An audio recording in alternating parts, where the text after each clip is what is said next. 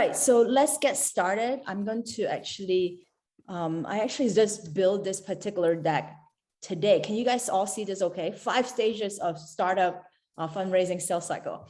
All right, so I'm going to do super fast presentation, and can I actually, so let's make a startup pitching great again. This is a little bit former president's face, but I still think that it's kind of hilarious. This could be a really, really boring topic, but it could also be really, really fun. Really quick, I know we already did, basically, I'm general partner at Raise Capital. I literally have looked thousands of pitches over the last few years.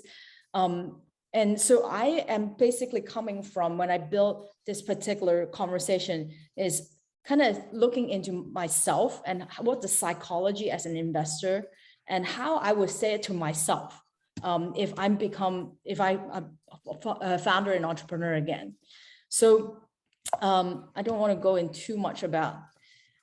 So I really want you guys kind of to think, what do an investor really want?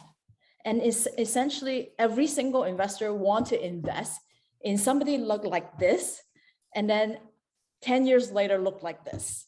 And everybody want to invest in the next Mark Zuckerberg. And many of the investors wanted to really get into 20 years ago, the Google, Apple, Facebook, Amazon, Microsoft.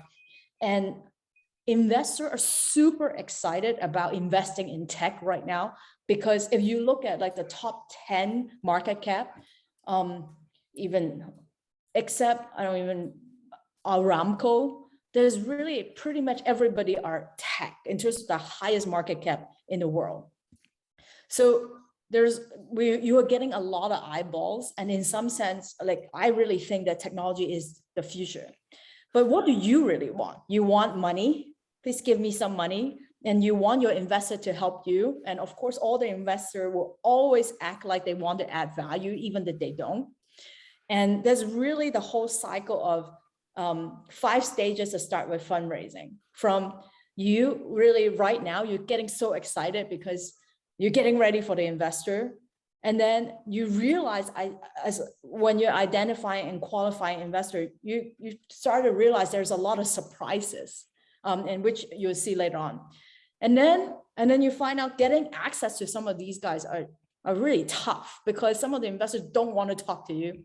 And then once you get into, and you get really depressed, and then you start pitching to investor, many of them will say no. And actually even more of them will just ghost you, and you never see them again. I need to let Bernard in, but I can't let him in because I'm sharing this. Give me 1 second. Sorry, I need to let more folks in. All right, I'm gonna make this bigger so I can actually let people in at the same time. Okay, so as you're pitching investor, you will see more investors and you get really nervous because no one say yes, and many of them are ghosted you. And then last but not least, and you realize finally when you close and you're super happy, and then a year later when you run out of money and you realize you need to do this again. So this cycle would never stop. Okay, how did I turn off my... Bonnie, I'm going to make you host as well, so you can actually allow people in. Yep, sounds good. Okay, awesome. Thank you. All right, so let me keep going. So just keep in mind that no matter what it is, your first pitch is just a first date. And before, it's just like dating. And before you actually get into pitching, you really, really need to get ready for the investors. So during Q&A, we can talk a little bit more like specific example, but because this is recorded, just out of respect and privacy, I'm not going to show you too many of like real example. But you definitely, for all the mentor companies, I'm sure that I've already pushed you, you have to update your LinkedIn profile. I already check out many of your LinkedIn profile. It doesn't, some of them actually, you guys are already on top of it. Many of you actually, I have no idea what your company do. And your LinkedIn profile doesn't really reflect your company brand. This is, I can tell you at least a lot of the American or the Southeast Asia, less so for Chinese investor, but all the active tech investor, the first thing they look at is your LinkedIn profile. If I cannot tell, or maybe some of you actually in your LinkedIn will say, oh, you're still working on 5 other things all at the same time, I will have a lot of doubt on, wait a minute, like, is this really your full-time job? And then your website is completely okay. I'm just like taking our website, but it's completely okay. You haven't launched yet, but please, please, please, even like with MailChimp, it's completely free. Just at least put a, get on your mailing list. So you have something for people to look at, to say coming soon. That's still a thing. So make sure that you get something ready, because otherwise, especially the reason why many of you, we invited you to this batch is because you have already launched. A lot of investors don't even want to talk to you haven't launched, because it's so cheap to start a company these days. So at least, get your URL, at least using your own company email address to have conversation, to go back and forth, not the Gmail. When you talk to investor, they come in, they know like it is still coming. You absolutely should, if you have already at least a little bit of seed money coming, or just list something. So it's very, very clear. You already should be on the radar of Crunchbase.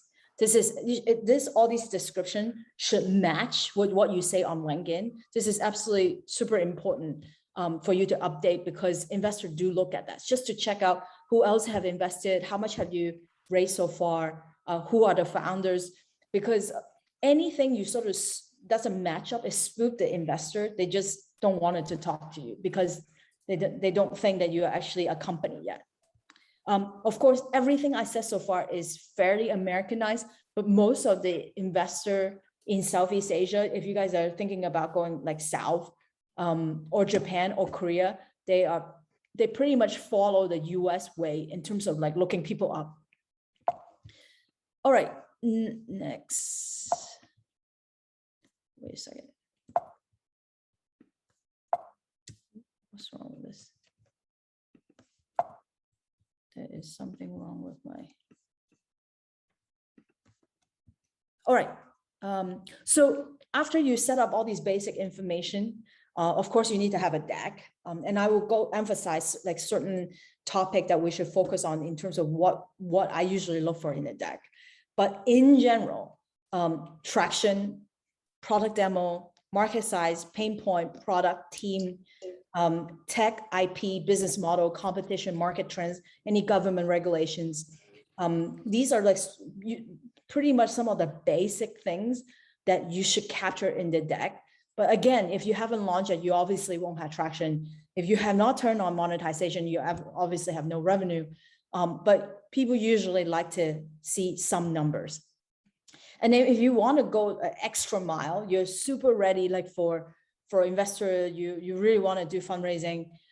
This is just a quick screenshot of a data room. Data rooms, sometimes from incorporations to your financials, to your growth rate, your competitive analysis. People get pretty, or your IP, whatever it is you can put in, it's just give people, this is super professional. I would say most of the early stage, they actually don't have to have this, because a lot of the information is pretty much captured in the pitch deck. But if you are Series A and above, is a very, very typical practice to actually have a data room. It could be just a Dropbox folder, or box folder, or DocSend.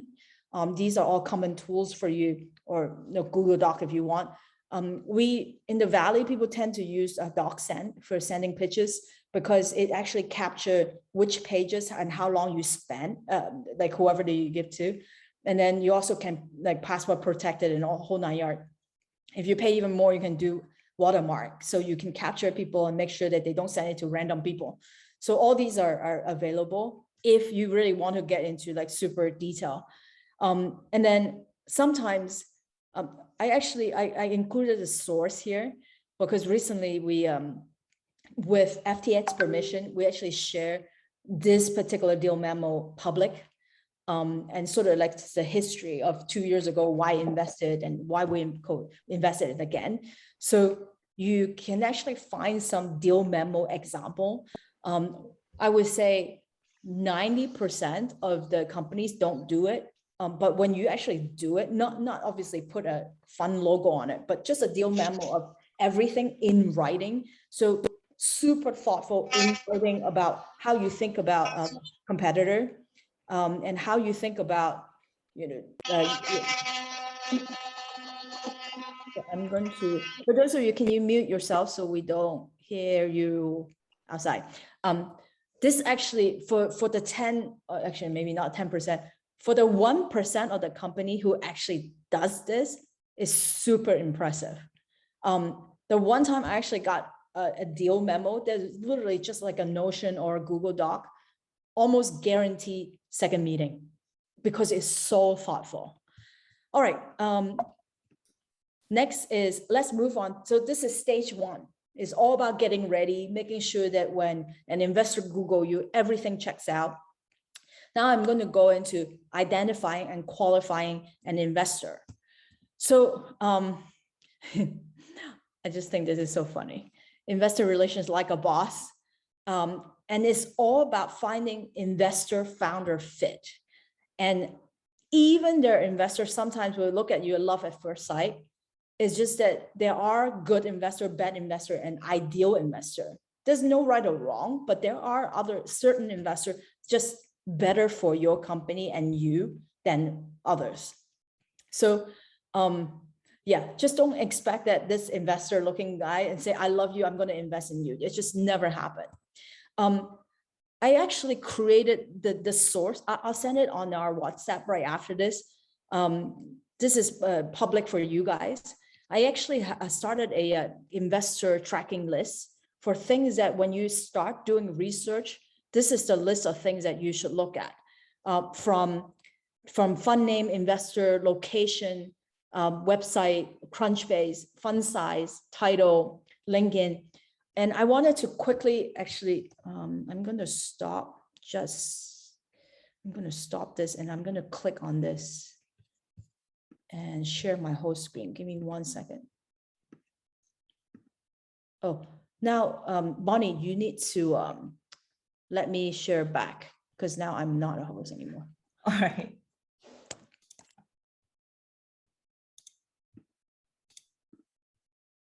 Yep, you should have access.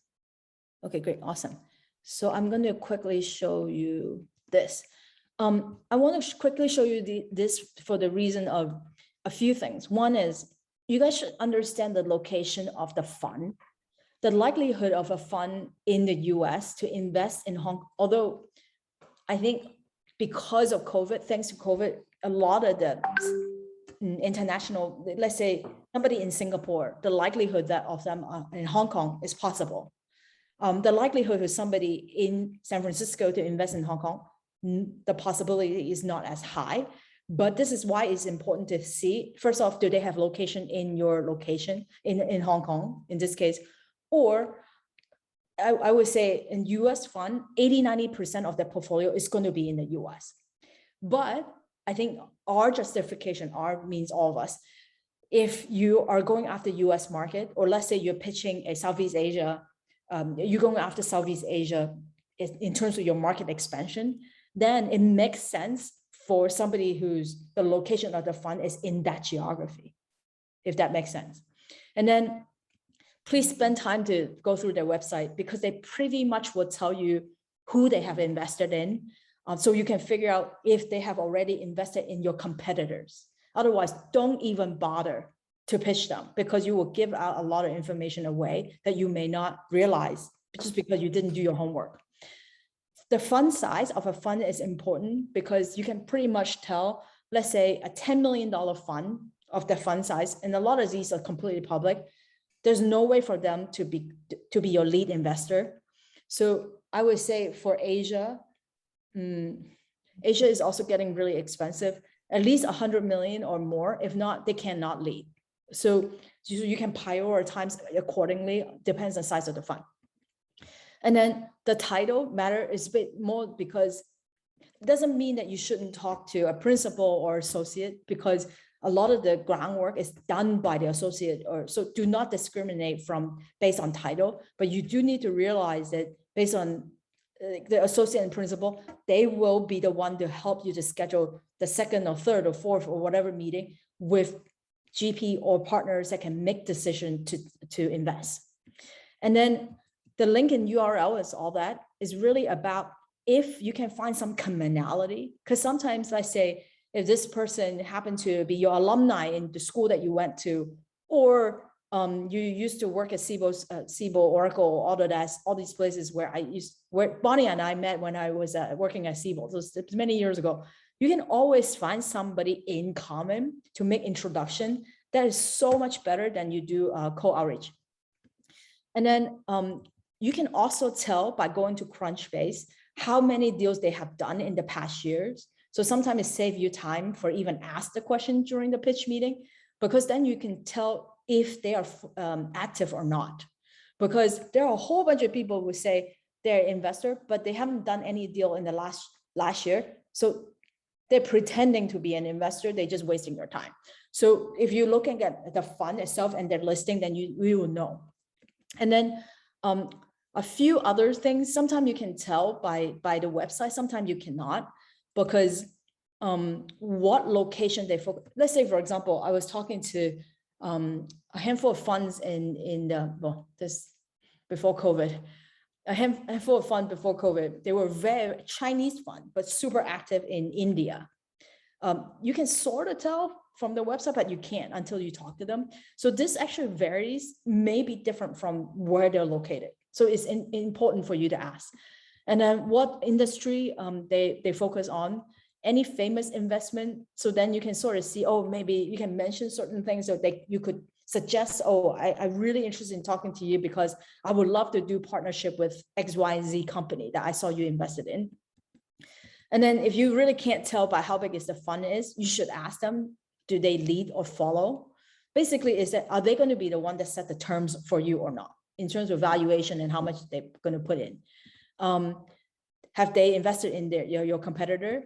And then this part is, in this case, we wanted to help as much as possible. I think Founders Hong Kong can help quite a bit, but the world is so big, we may not be able to help with everybody. But that's why it's important for you to look at their LinkedIn and see what sort of like common connection that you may have with the person. All right, so that is the walkthrough. I'm going to share my where the hell is my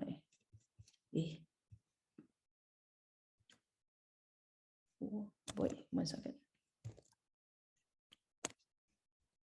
Okay, I'm just going to share my. Can you guys see this again?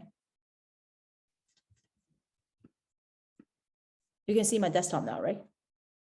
Okay, awesome. All right, so we just went through, let's see, the tracking sheet. I'm going to send you guys a link afterwards. You guys should all have your own. And in fact, your POC, your mentors is going to, like, you should proactively fill out all of these, do your own homework. And this coming week, please discuss this with your POC. It's super important. All right, next is to getting access to investor. All right, you have a target list. You know exactly who you need to talk to. The best investors are the one who are your previous investor who still would like to work with you. You respect them and still take your calls. Those are the best investor because they will take you no time, right? Everybody else are, actually, this is just for fun, so forget about this. The second best investor are trusted and referred by your investor or other respectful founders.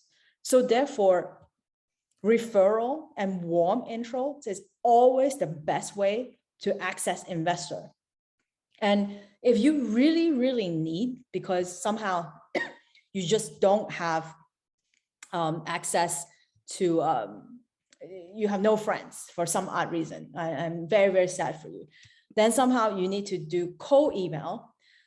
It happens, but there are specific way of email and do cold email and still get attention. Unfortunately, I can't really share other people's email, but usually really, really quick is I'll start with a really kick-ass title. Because this is almost like email marketing 101. If your title sucks, then they will think it's a spam. They don't even open it. This is me, although you should test it and see what works for you, what doesn't, is usually I just put somebody's first name and then my name, even though it's cold email, because I see my name looks like an intro, even though it's a cold email, I just do it that way anyway. And then we'll address to the person and just one line. That one line is basically the excuse of why you contact them. Please do not use MailChimp or any mass email way to email a whole bunch of people. I will guarantee to unsubscribe and put you on spam. That's me. So don't be that person. Customize it, because the truth is you really shouldn't talk to everybody anyway. So therefore you should customize and say, hey, I saw you invested in Solana. I'm working on a crypto project, a blockchain project is building on Solana. I think it will be super interesting if we get a chance to talk. And then 2 or 3 sentences about what this company do. And then another sentence is, my team, there's 3 founders name, include the LinkedIn link of each. We've been working together, blah, blah, blah. And then we're all, they come from Google, Dropbox, whatever.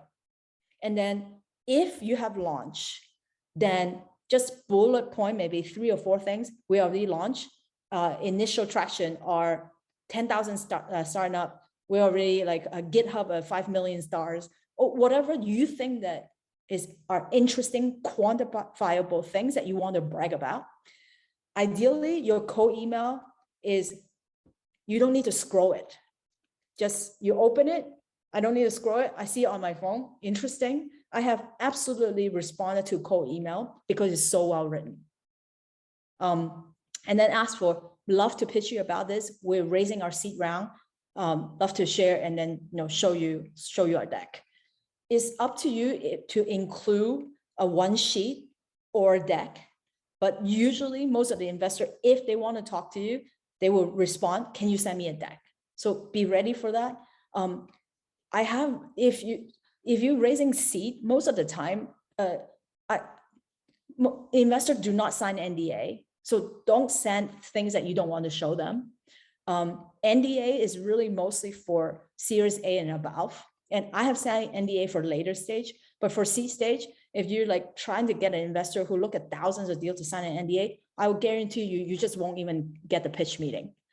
So share, if you want to, if you're a little bit more sensitive, share, prepare 2 different versions. One is just complete intro that feel free to send to a stranger. The other one is a little more in depth and only share with people who like you already pitched to after a couple of times.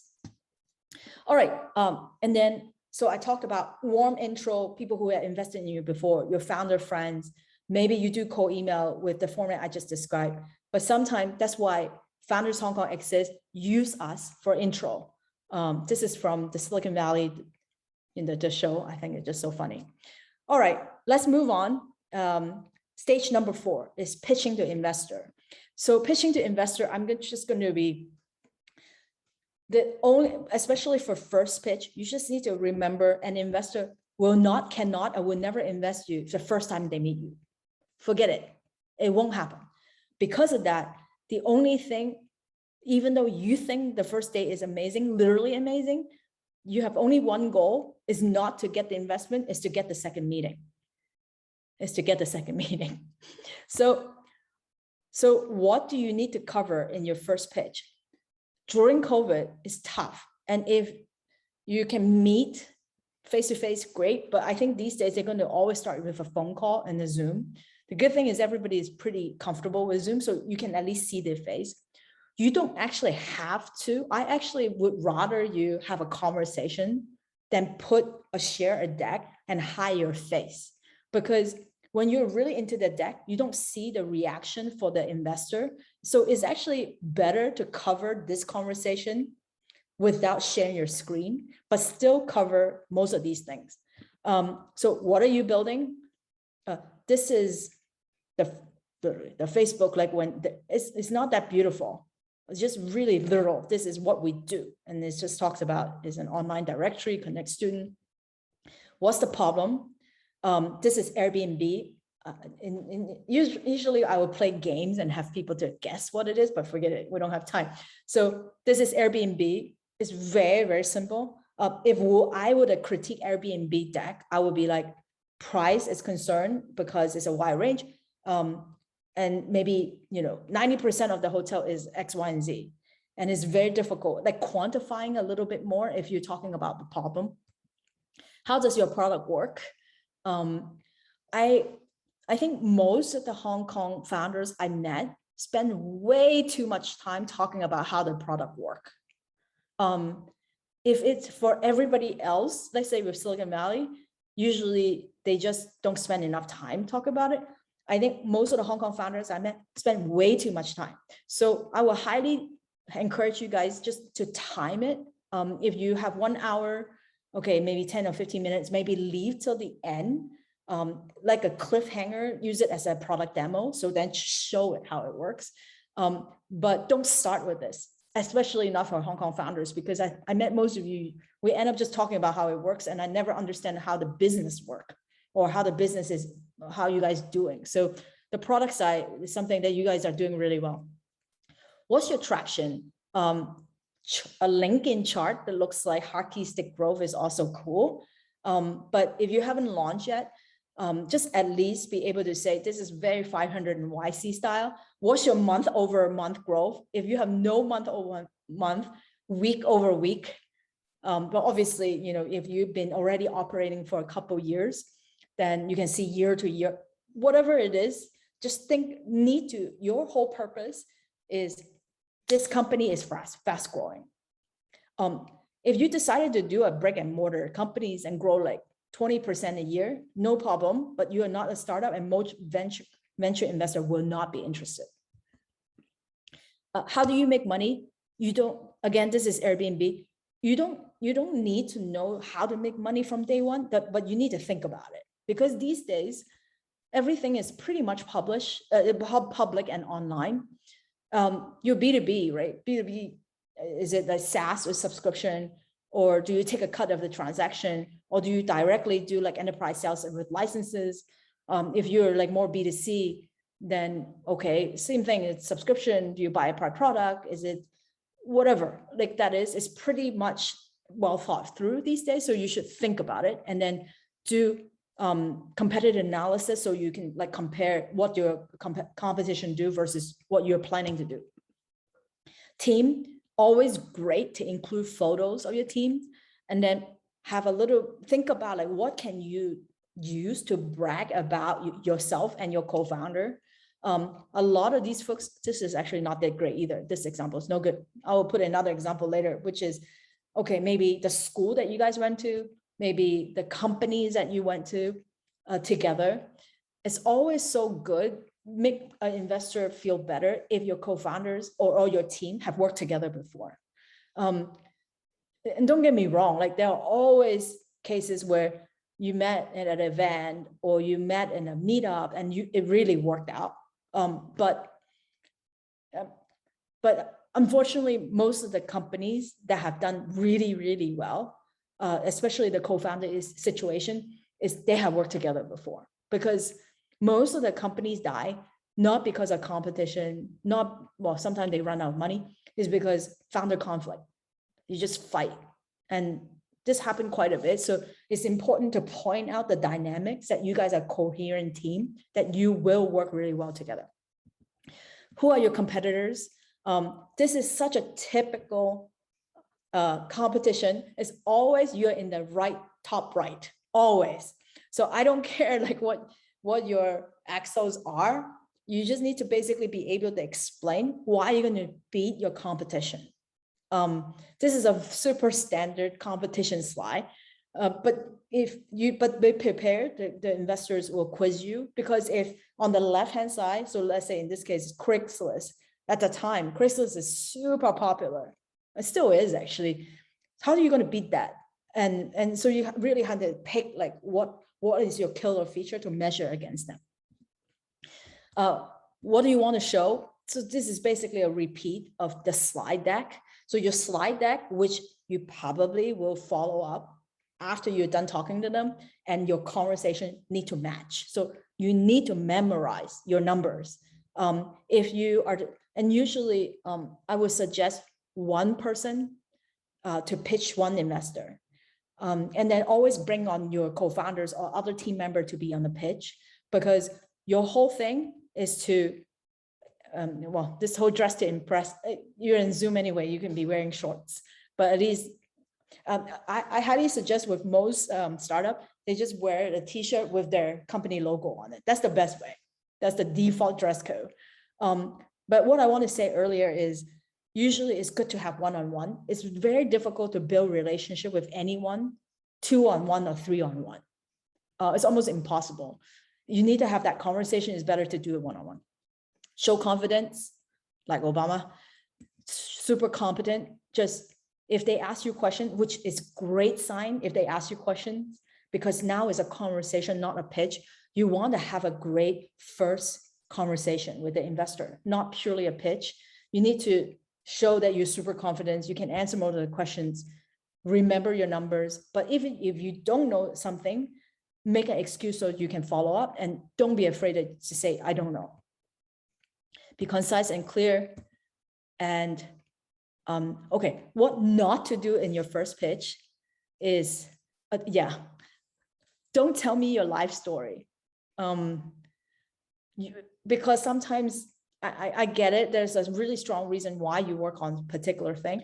But if it's a half an hour pitch, you spent 10 to 15 minutes talking about your life. Your investor already zoom out. You probably will not get the second meeting.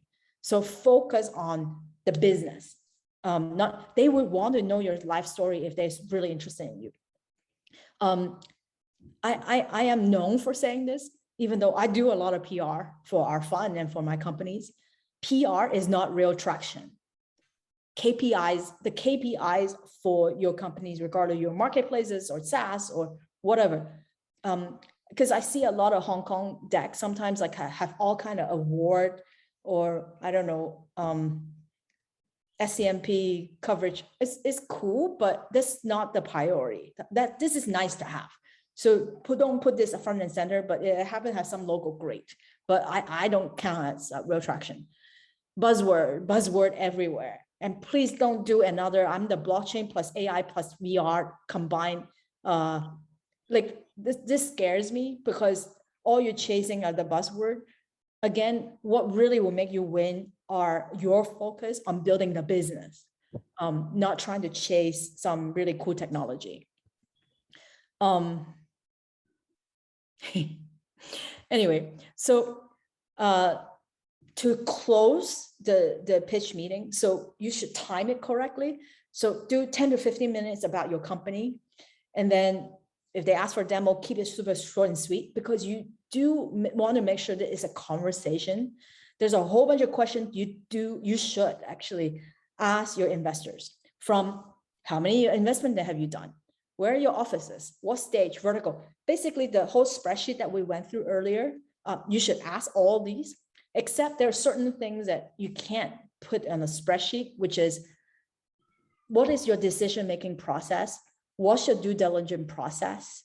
Oh, I forgot to put it on the spreadsheet. Is what's your range of check size? So you can kind of gauge, okay, is this a lead and follow, or do you decide to do party round, all that stuff? Do you do follow-on investments? A lot of the smaller funds, they just do seed checks, so they don't have that. So then you can sort of prioritize. And then some investor get really uncomfortable answering this question. I would say 1 out of 10 companies will ask me that. What kind of value do you bring? I'm very sure like a lot of the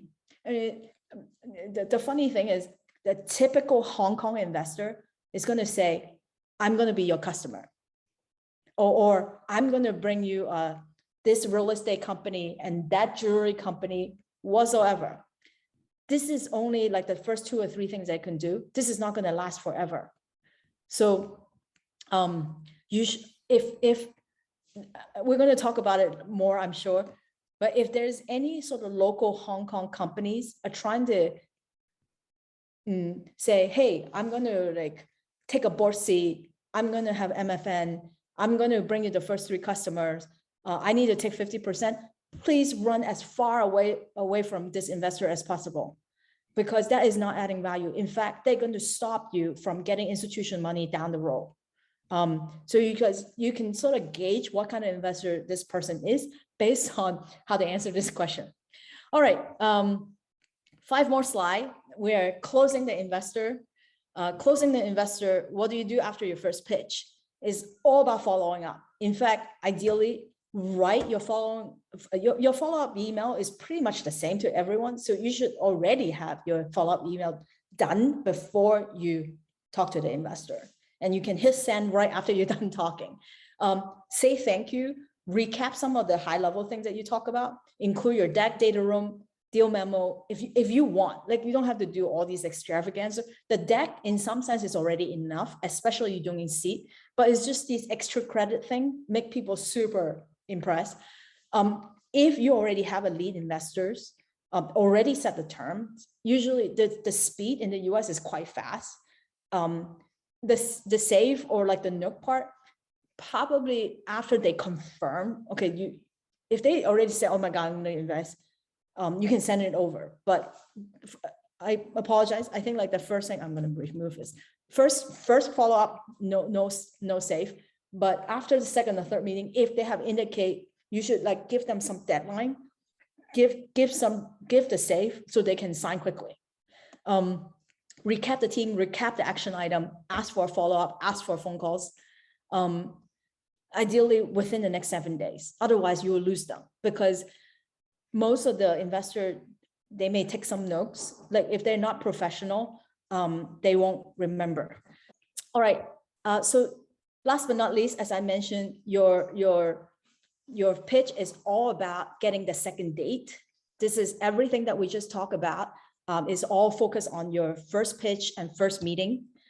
And the 5 stage of startup fundraising sales cycle is started getting ready for investors, identifying qualified investor, getting access, pitching to investor, closing the investor.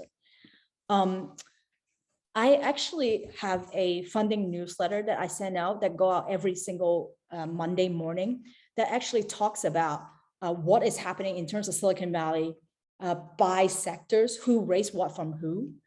I do think that if you guys are thinking about US investor, unfortunately, I don't capture other geography, but this is definitely something that I think could be helpful if you wanted to get a comparable.